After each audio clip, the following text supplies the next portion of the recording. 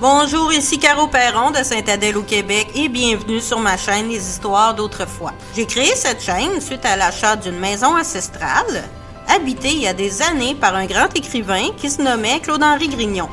J'ai acheté cette maison à la mi-année 2023. Je connaissais pas vraiment cet homme, sauf le fait qu'il ait écrit les histoires des pays d'en haut, alias Séraphin, un homme et son péché. Je vous invite avec moi à découvrir l'univers de cet homme, ainsi que de ma demeure en même temps que moi, au fil des semaines, tout en vous racontant de petites histoires que l'auteur a lui-même écrites, qui sont dans les journaux anciens nommés Bulletins des agriculteurs. Je tiens vraiment aussi à remercier tout le personnel de ce journal, car il existe encore et il collabore avec nous. Pour faire suite à mes autres balados, si je me fie au site internet ici.radiocanada.ca, c'est dans sa maison de Sainte-Adèle, qui est maintenant la mienne, qui est entourée de cette nature montagneuse qui l'affectionne tant, qu'il invente les intrigues gravitant autour d'un triangle amoureux composé de l'avare Séraphin et de la bienveillante Donalda et de l'intrépide Alexis. Claude-Henri Grignon a 62 ans lorsque le téléroman est lancé en 1956 à Radio-Canada. Il écrit alors à la fois un épisode de 15 minutes par jour pour le radioroman et un épisode pour la présentation hebdomadaire de 30 minutes du téléroman. Le premier épisode expose tout de suite les traits de caractère de l'homme avaricieux au cœur de pierre et de sa femme douce et soumise Donalda. L'action du radio-roman tourne quasi exclusivement autour de Séraphin. La version télévisuelle contiendra plus de personnages et l'auteur se permettra d'aller encore plus loin dans les intrigues. Selon le même site internet de Radio-Canada, Claude-Henri Grignon est un bourreau de travail. Il s'installe à sa table de travail dès 6h30 le matin pour le quitter à 4h de l'après-midi. Ces textes sont toujours prêts à l'avance pour le radio-roman et pour la série télé. On le dit efficace et organisé. Le 11 septembre 1939, la radio de Radio-Canada diffuse enfin le premier épisode d'Un homme et son péché. J'ai présentement à la maison une bobine du radio-roman que je peux pas écouter malheureusement, mais qui est certifiée par Radio-Canada, car j'ai pas l'appareil pour l'écouter malheureusement, mais je le garde vraiment scellé dans la bibliothèque de celui-ci où il a travaillé et écrit ce fameux radio-roman et téléroman. Premier segment terminé, nous commencerons donc avec l'histoire d'aujourd'hui qui se nomme La dernière bordée, toujours dans le bulletin des agriculteurs de mars 1968, toujours sous le signe du père Bougonneux et ses contes de la montagne, toujours par Claude-Henri Grignon. Vous êtes prêts?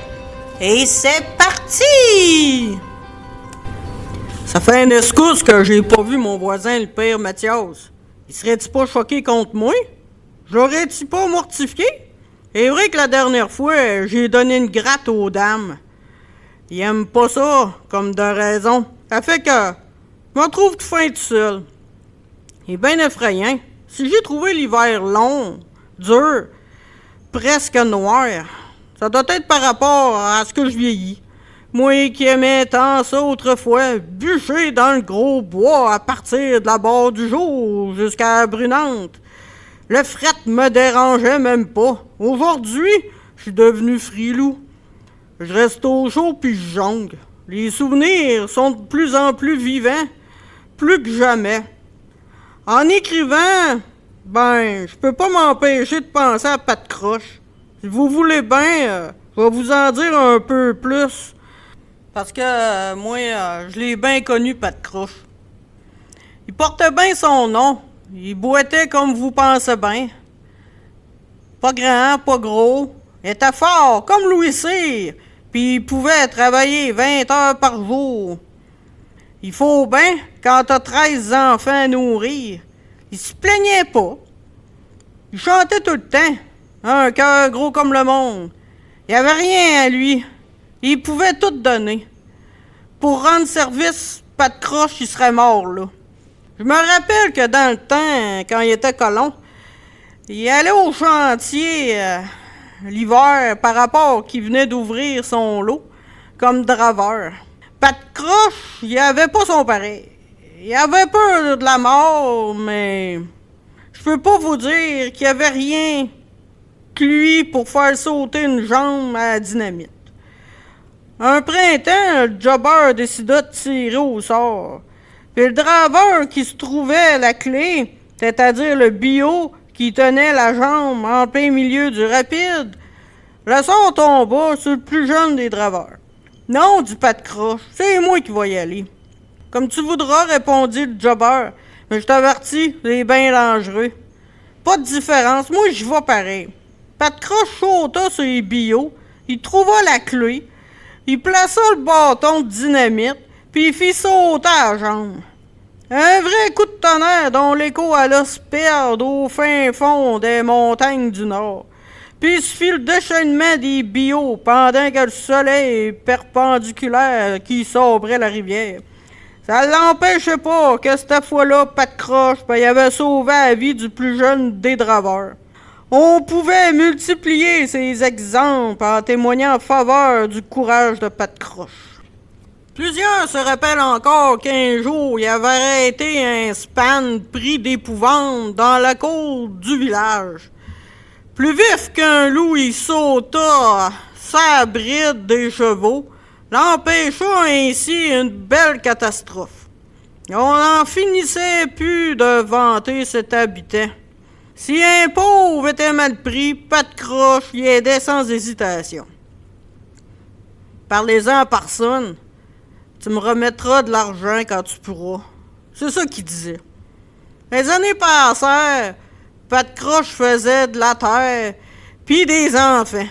Il était bien heureux. D'abord, que je vous dise, c'est un caractère en or, ce gars-là. Ça y arrivait des fois d'arrêter à l'auberge pour boire une coupe de misérable, ou si tu préfères, le caribou. Mais c'était toujours lui qui payait la traite. On l'a jamais vu vraiment fêter. Il gardait sa raison. Il servait d'exemple pour toute la paroisse. Une fois, on n'a jamais su pourquoi, mais la bataille après à l'auberge. C'était le Grand Noir qui voulait égorger Pat Croche. Le Grand Noir, un paresseux, un ivrogne, la terreur du canton. Pat Croche, il se laissait faire. Pour moi, il aurait pu battre le voyou, mais comme il aimait pas la bataille, il se défendit même pas. Il arriva chez eux pas mal massacré.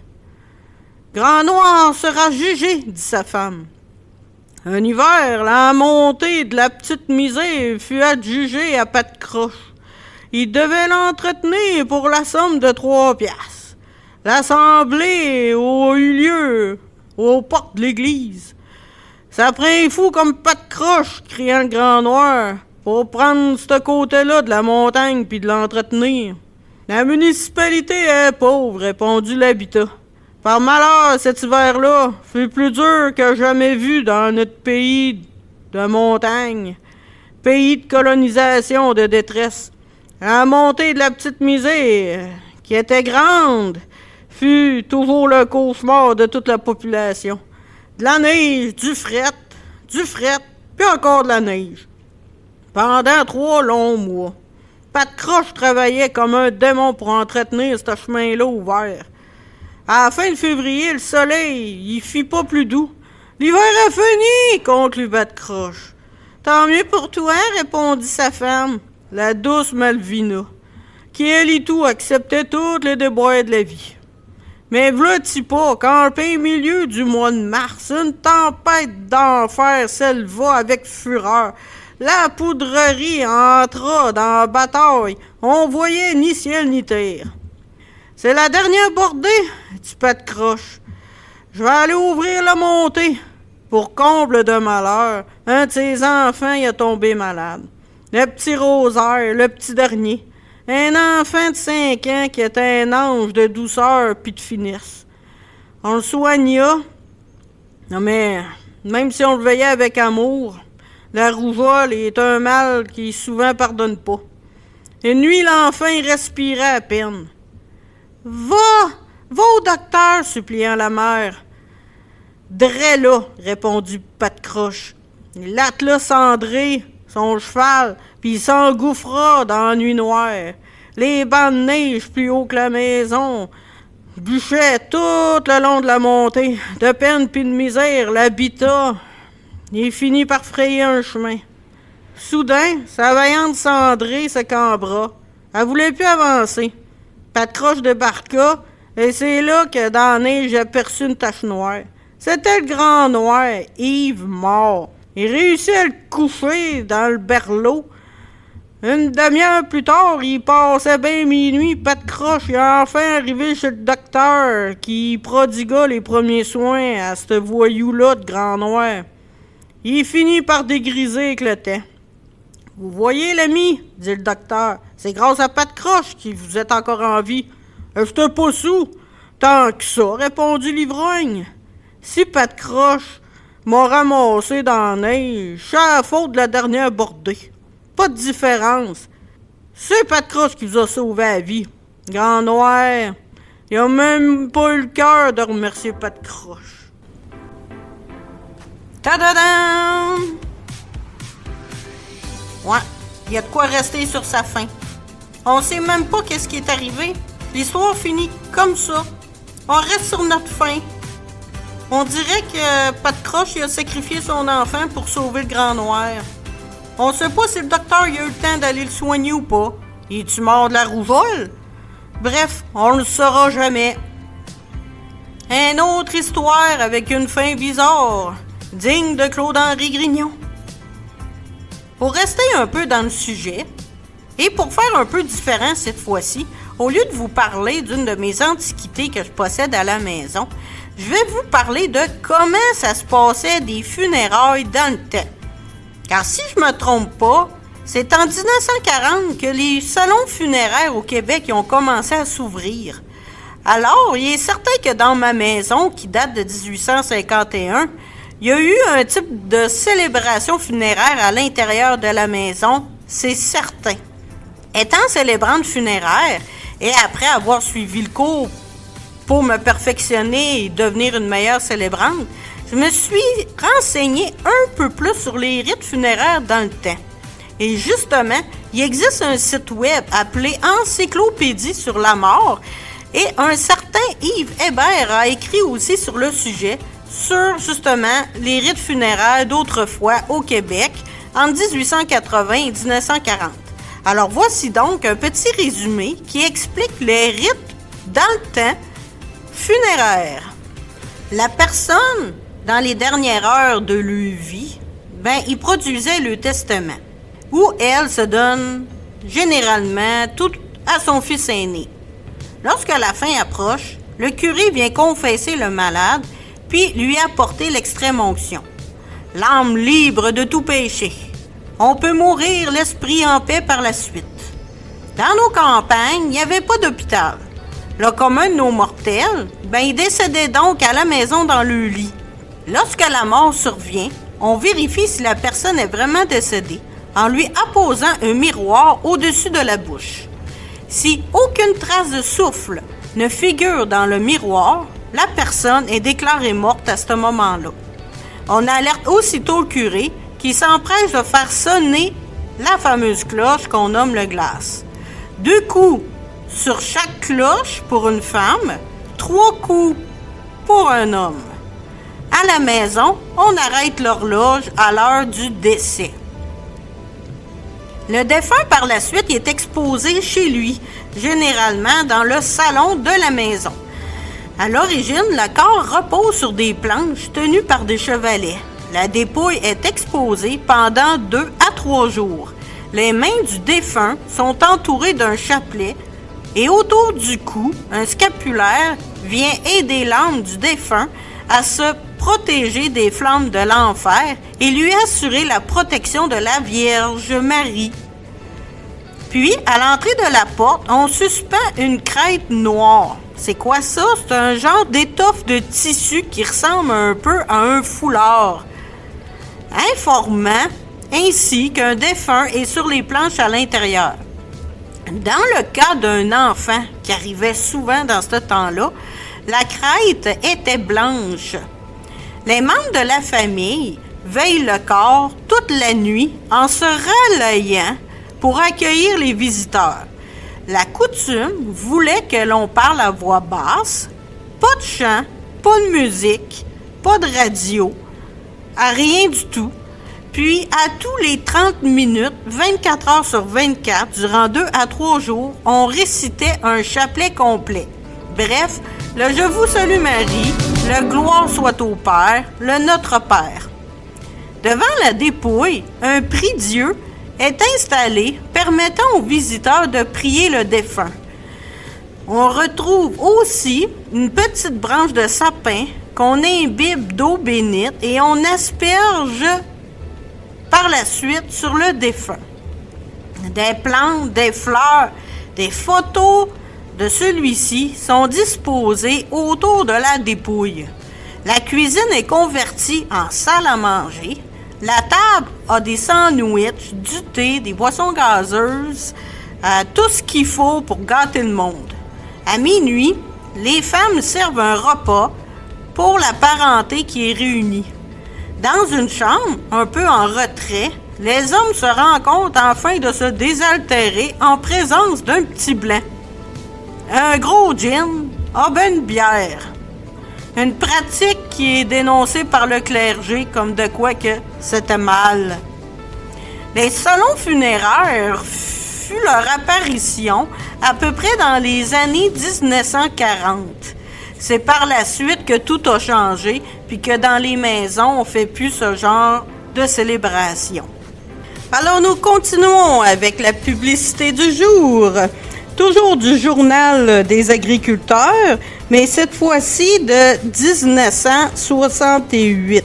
On parle ici d'une boisson, d'un vin qui s'appelle Parle. P-A-A-R-L. Ça commence par je parle, tu parles, il parle, nous parlons, vous parlez, il parle, bon vin. Faites plus qu'en parler, goûtez au vin importé Parle. Si vous avez le palais fin, vous apprécierez la saveur veloutée du Porto Tanwick de Parle. Vous savourez le goût ambré de Sherry Parle, Dry de Parle. Ils proviennent des fameux crus d'Afrique du Sud, où le climat est très favorable à la culture du raisin. Essayez-le, ils sauront vous plaire. Et leur prix aussi, 3 petits points, il est modéré. Mais ils disent pas le prix. Dans le temps, j'imagine que c'était pour ceux et celles qui sont le plus aisés.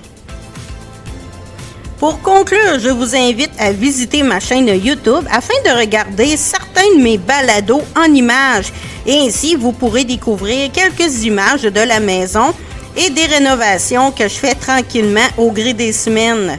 www.youtube.com/@Caroline Perron, CAROLINEPERRON, tout collé sans espace. Je vous invite aussi à aimer ma chaîne, puis aussi de m'écrire par la poste, que ce soit une histoire vécue, peu importe qu'est-ce que ça va être, pourvu que ce soit écrit et reçu par la poste, parce que j'aime bien avoir, comme dans l'ancien temps, des lettres, des cartes postales, n'importe quoi, ça me touche vraiment au cœur. Alors, si vous tapez sur Internet la maison Claude-Henri Grignon à Sainte-Adèle, vous allez trouver vraiment facilement mon adresse complète. Gênez-vous pas, j'adore vous lire. Alors, comme on disait dans le bon vieux temps, à la voyure et que Dieu vous bénisse.